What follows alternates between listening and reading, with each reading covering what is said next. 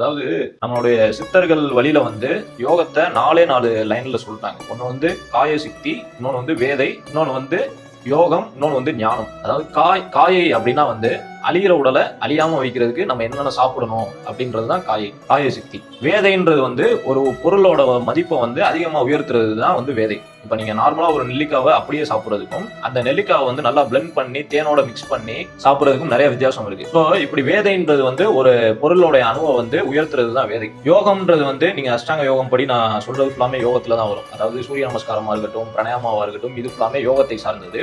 ஞானத்தை சார்ந்தது வந்து என்னன்னா, ஞானம்ன்றது வந்து இறைவனுடன் இறைவனை தொடர்பு கொள்றதுதான். நான் நேற்று கிளாஸ்ல வந்து சொல்லியிருந்தேன் இல்லைங்களா, இறைவனை வந்து எப்படி தியான நிலையில தொடர்பு கொள்வாங்க, துரிய தியானம்னா என்ன அப்படின்றதெல்லாம் சொல்லியிருந்தேன் இல்லைங்களா, அதுதான் வந்து ஞானம் அப்படின்னு சொல்லுவாங்க. அதே தான் வள்ளலார் வந்து காயசிக்தி, வேதை, அதுக்கப்புறம் ஞானத்தை முடிச்சுட்டு தான் வந்து யோகத்துக்கு வராரு வள்ளலார். ஸோ இந்த 4 படிநிலைகளை கடந்தா மட்டும்தான் வந்து நம்ம வந்து இறைநிலை அடைய முடியும். ஆனா இப்போ நம்ம எடுக்கக்கூடிய வகுப்பு வந்து மனிதர்கள் வந்து 120 காலம் எந்த ஒரு நோய் நொடியும் இல்லாமல் ஆல்ரெடி ஏதாச்சும் ஒரு நோய் நொடி இருந்துச்சுன்னா அதை எப்படி சால்வ் பண்றது அப்படின்ற விஷயம் தான் இந்த கிளாஸ் ஃபுல்லாமே நம்ம பார்க்க போறோம்.